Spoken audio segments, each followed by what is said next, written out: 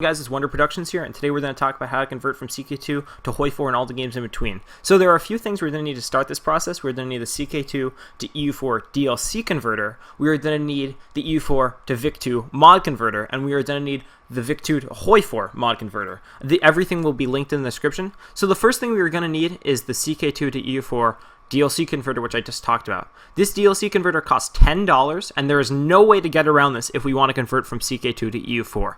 The other two converters we can get are free. There's no DLC for it, so it's a little hard to get, and there will be a process which I'll show you in a second. Before we get the other two converters, we are going to first convert from CK2 to EU4. This is very simple. You have to load up a game and load up a save. I just loaded up as the Umayyad Sultanate, and I'm just gonna convert. So the way we convert is we go to our tab, so we click Escape here, and now we open up this interface where we can save. We can go to Game Options, and at the bottom it will say Export Game. So you click Export to EU4, and you click this, and it should export to EU4, and then boom, the save will show up as a mod in EU4 called this Converted Andalusia 769 0101, and that will just show up as a mod in your EU4 game. As we can see here, we're in the mod part of our EU4 launch setup, and as we can see, our game showed up here, Converted Andalusia 769 0101. So whatever you called your game, it will show up as converted, and then let's say Pannonia, or it will be Converted England, and then whatever was after it. So mine was Andalusia 769 0101, and I'll launch you and show you that it just worked, just so you can see that it worked. Loaded up EU4, the first thing we have to do is click single player. Once we're in single player, we can see the world is completely different, at least the parts that were converted from CK2. So first off, China, Korea, Japan, Indonesia, Southeast Asia are all still what they would be like in 1444 EU4. But India, the Middle East, Central Asia are all converted and all changed. Another thing that's different is development.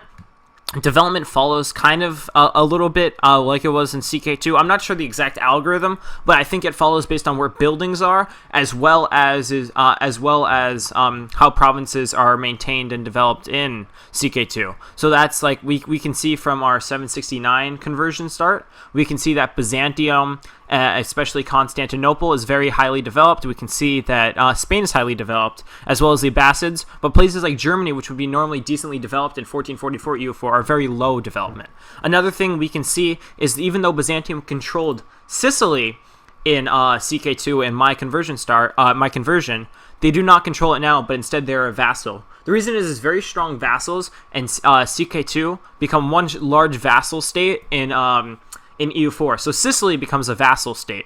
So now what we're going to have to do is we're going to just have to launch as a country, and then from there we'll have to do a step, just one really quick step, and then we will be able to go to the other conversions to the games. It's very important to convert from EU4 to Vic2. So because I'm not playing the game, I'm just randomly loading up. But if you are playing a game, you should have a save, and you should choose your country. So what you're gonna have to do is, let's say 1821, or whenever you're entering the game and you want to convert it, you have to go and you have to save the game. So I'm gonna save it here, and we have to wait 1 second to it, and then I'm gonna call the save conversion. You can call it whatever you want, but we're gonna need this later on when we're converting from EU4 to Vic2. So I'm just going to save it and call it conversion.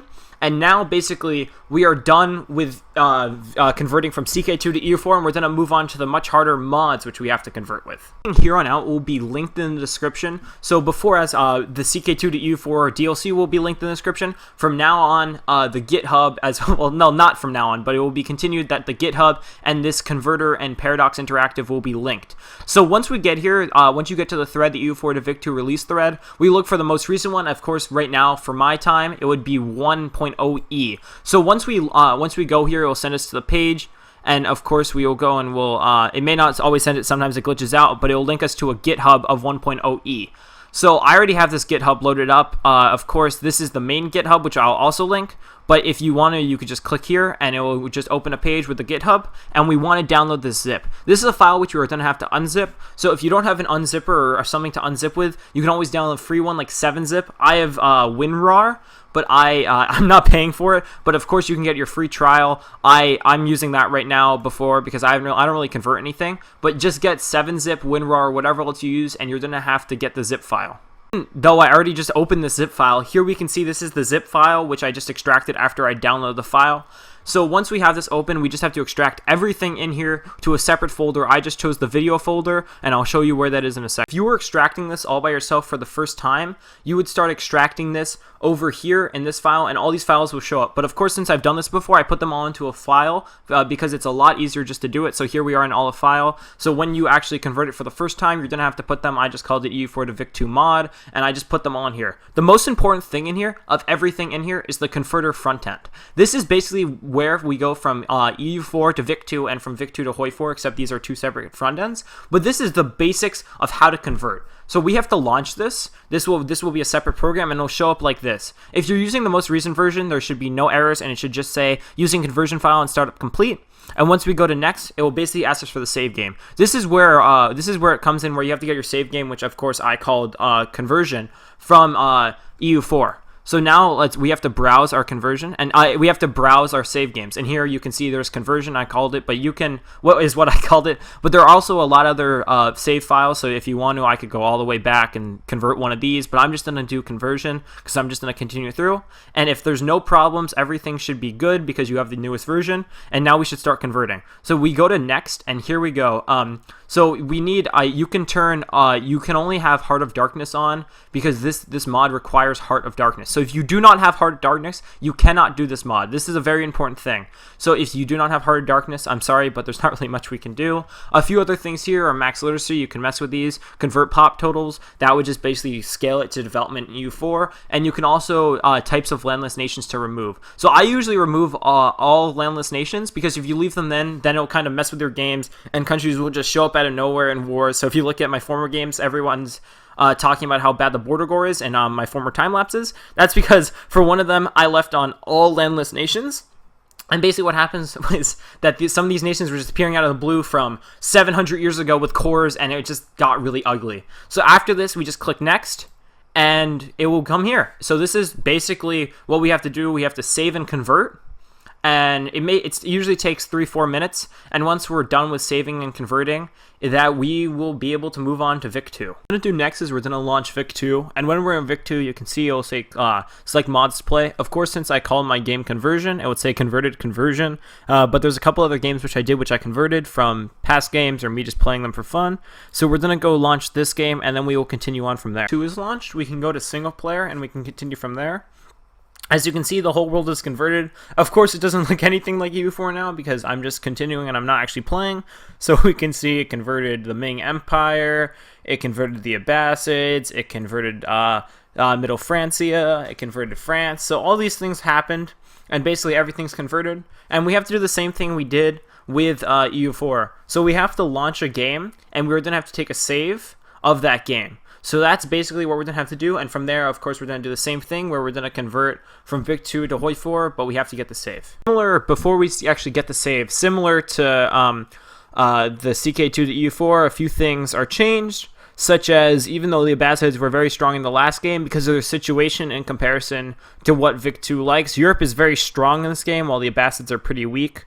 So if we look at civilization level, we can see the Abbasids are uncivilized in comparison to Europe and these countries which are civilized, because that's basically how the converter works. So now what we're going to do is we're going to hit a save, and we're going to save the game. I'm just going to call this converted Vic2.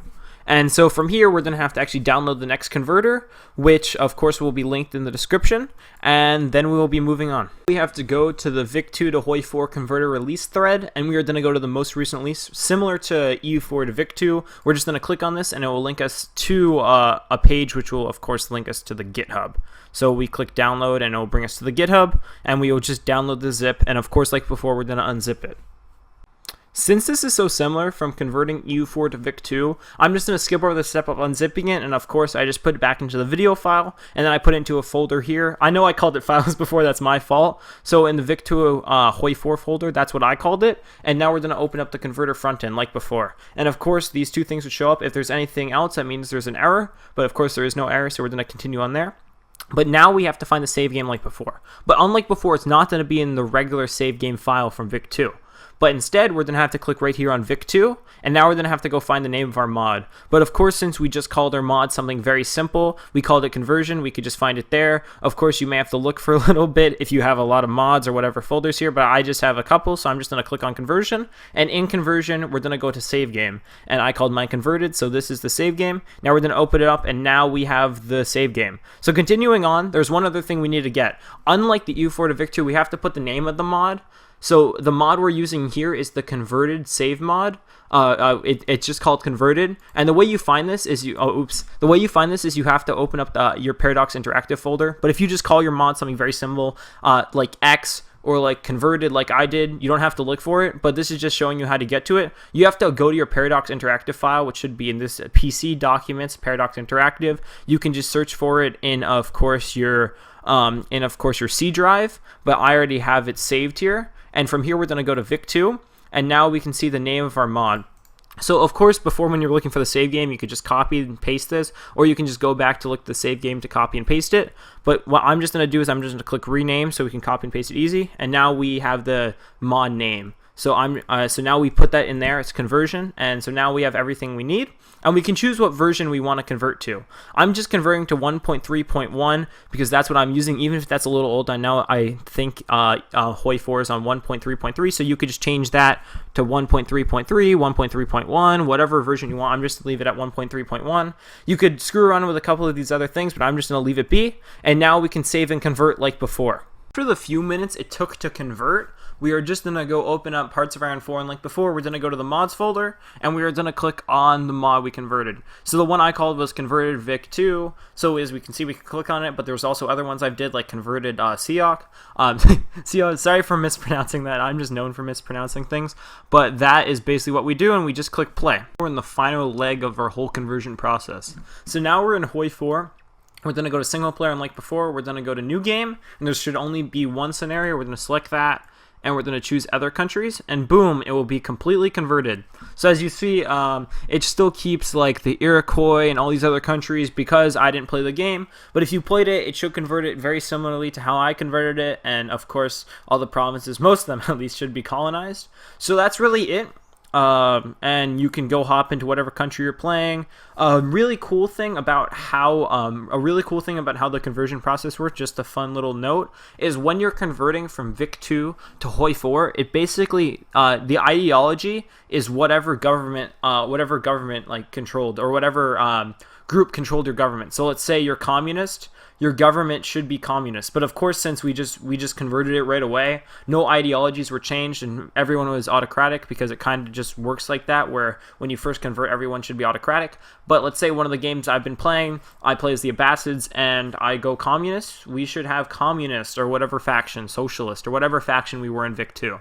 So really, just to wrap it up, I'll give brief overview of everything we need. We need the CK2 To EU4 DLC, which costs $10. You can get it on sale. We need a Paradox Interactive account. That's not necessary. You can just go to the githubs, which I will link you, but they help you if you have to ask any questions. We do need a computer. we need to go and get an unzipper, so we need something to unzip the files, and we need to actually convert them. So we need to go in and convert it, which takes a couple minutes. So really, it's pretty simple, and you could play out your games, and as long as you save them and find the save file and convert it, it's not really that bad, and it's kind of fun to play a full game or to play a full mega campaign.